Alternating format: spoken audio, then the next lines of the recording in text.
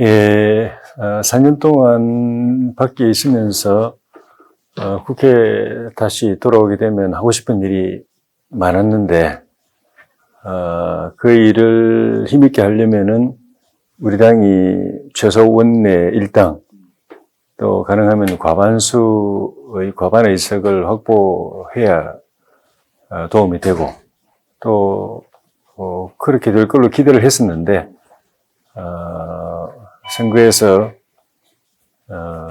원내 일당도 못 되고 소수 의석으로 출발을 하게 돼가지고 조금 아쉬운 부분이 있습니다. 그래도 할 일은 해야 되고 국민과 더불어서 국민의 지지를 힘으로 해서 또 하면 할 수 있으니까 또 이번 기회에 국민에게 다가가는 정당이 되면은 또 더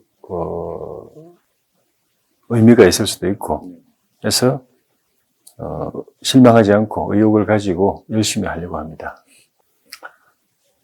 국회 모습은 제가 반대했던 국회 선진화법 통과될 때 걱정했던 부작용 그것이 그대로 현실화된 모습이었죠. 국회 18대 말에 국회 선진화법 통과될 때 저는 반대를 했었는데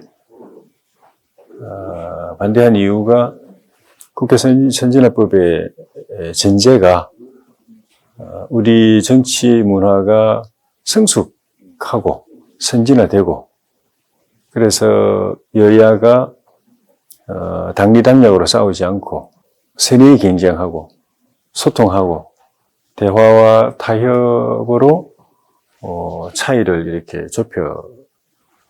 좁혀가면서 합의를 도출해내는 그런 문화가 되는 걸 전제로 해서 그에 맞추어서 만든 법이거든요.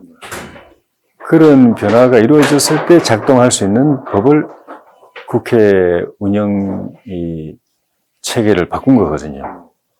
근데 그 당시 제가 볼 때는 그 전제가 달성되기가 쉽지가 않다. 그런 상황에서 이 법이 처리가 되면은 식물국회가 될 가능성이 많다. 그래서 반대를 했었는데, 결과적으로 그렇게 돼 가더라고요. 19대 때도 좀 그랬지만 20대 때 그게 좀 더 심해져서 여야 간에는 아무런 접점도 안 보이고, 그런데 정권을 잡은 민주당은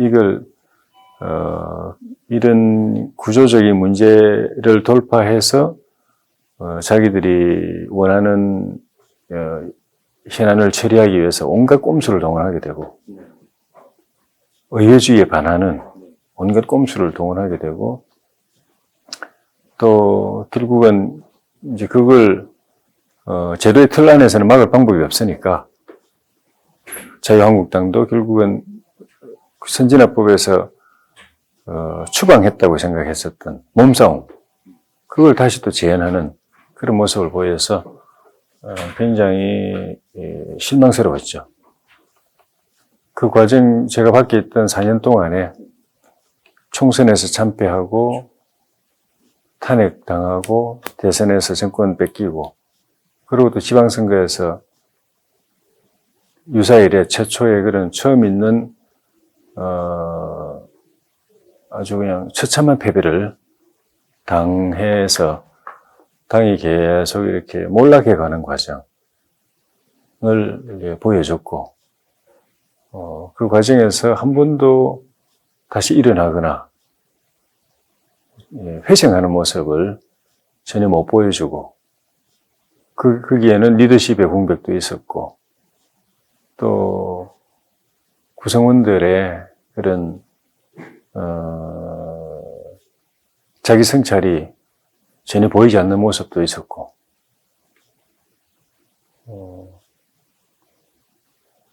거기에서도 우리 당에 대해서 굉장히 실망감을 많이 느꼈죠.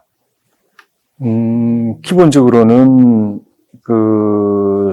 20대 총선에서 국민들로부터 불신임을 당했는데 신뢰를 회수당했는데 그 신뢰를 다시 되찾아오기 위한 노력, 시도, 성과 이런 게 전혀 없었죠. 또 다르게 말하면 20대 총선에서 국민들이 이 당에 실망하고 심판하게 된 여러 가지 문제점들을 4년 동안 하나도 개선하지 못했죠. 1년 뒤에 개선을 못하니까 탄핵을 받게 된 거고, 또 그 뒤에 또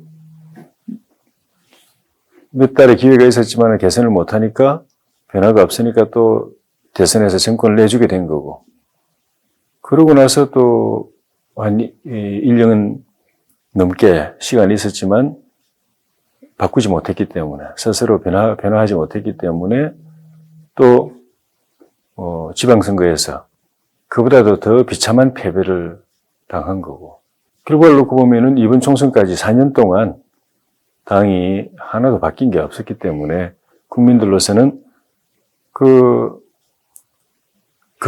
거두어간 신뢰를 다시 되돌려줄 이유를 못 느낀 거죠. 국민들 마음으로는 정권을 심판하고 싶었고, 정권의 실정에 대해서 오만과 독선, 무능, 무책임에 대해서 회초리를 한번 들어서 따끔하게 한번 좀 혼을 내고 싶었고, 그 방법으로서 미래통합당에 표를 좀 주고 싶었는데, 그러기에도 우리 당이 최소한의 그걸 담을 수 있는 그릇조차도 못 만드는, 정권에도 실망하고 또 심판하고 싶지만 그보다도 어떻게 보면 더 못한 모습을 보여줬기 때문에, 우리가 잘 못해도 기본만 했더라면은 정권 심판의 수단으로서 우리 당에 표를 몰아줄 수 있었는데, 그 정도 최저치에도 우리에 대한 국민의 신뢰가 이르지 못했다. 우리가 그 최소한의 국민의 신뢰를 얻어내는데도 실패했다. 물론 이제 득표율의 차이라든가 이런 거 보면은 의석수 차이만큼 그렇게 많지는 않지만은 선거 결과만 놓고 정치적으로 평가를 하자면 그런 거죠.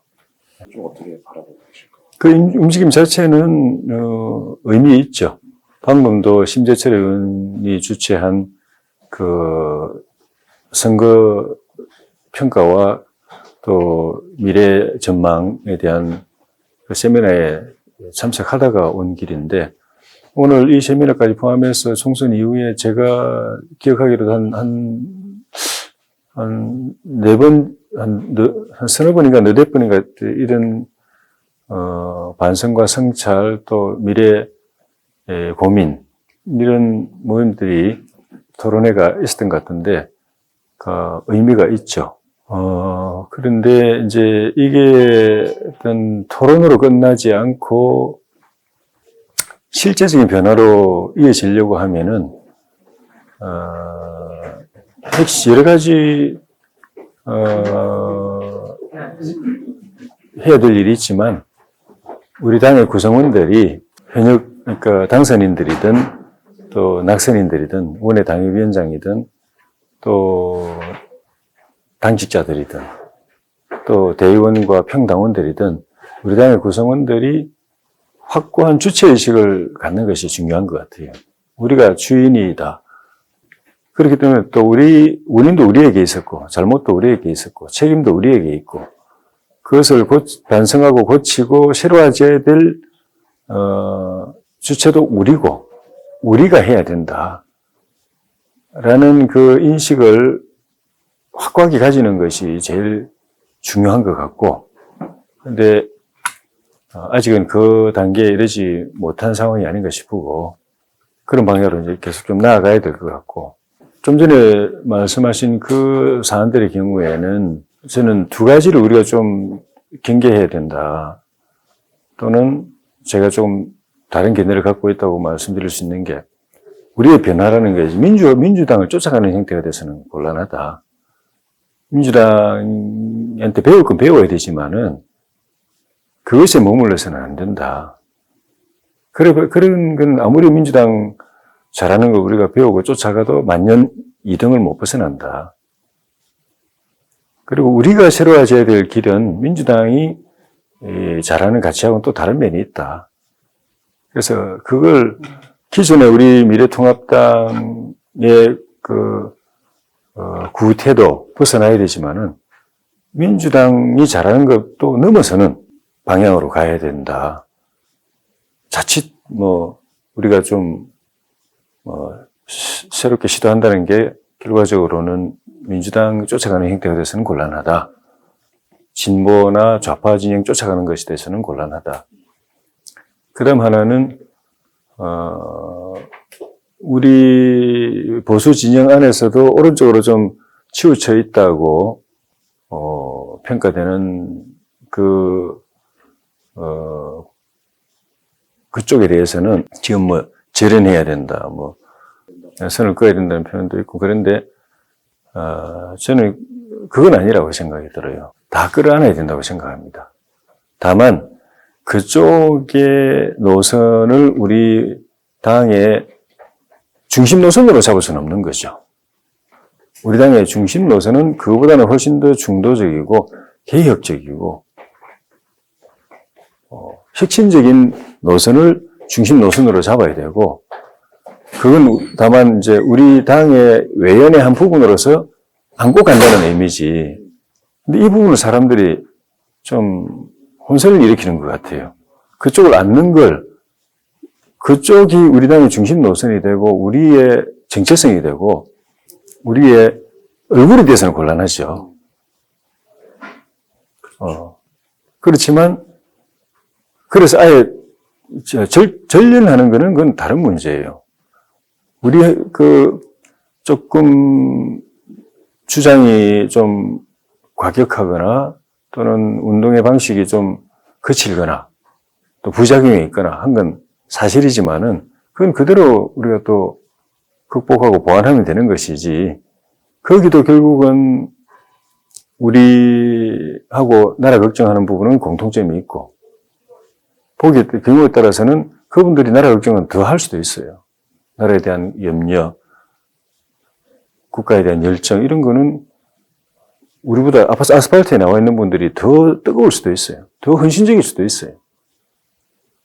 그쪽을 비판하고 경원시하는 사람들보다도 그 사람들이 나라에 대한 열정은 더 뜨겁고 더 헌신적일 수도 있어요.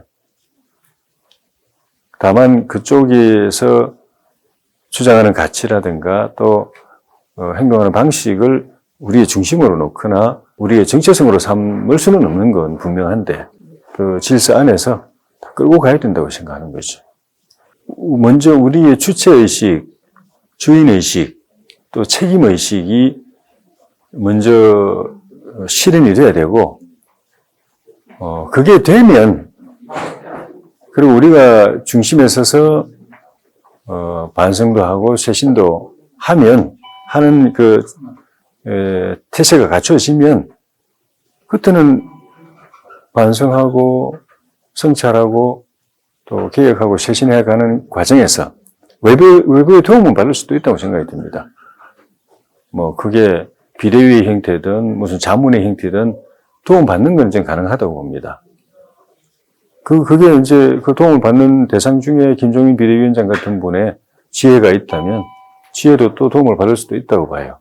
문제는 우리가 주인의 자리에서, 책임져야 될 자리에서 완전히 빠지고 우리는 그냥 관망하는 사람, 방관하는 사람으로 빠지고 그 자리에다가 외부인을 데려다 놓고 당신들이 모든 걸 지고 알아서 성찰도 하고 반성도 하고 개혁도 해 주십시오라고 맡기려고 하는 그 발상이 문제인 거죠.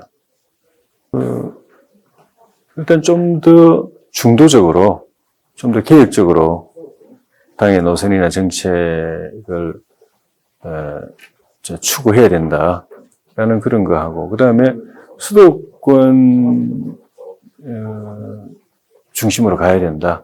수도권 민심이 지향하는 가치를 우리의 모든 판단, 이제 중요한 판단 기준으로 삼아서 앞으로의 당의 진로, 노선, 정책, 이런 걸 형성해 가야 된다. 잡아가야 된다 하는 의견. 또 소선들이 적극적인 역할을 해야 된다.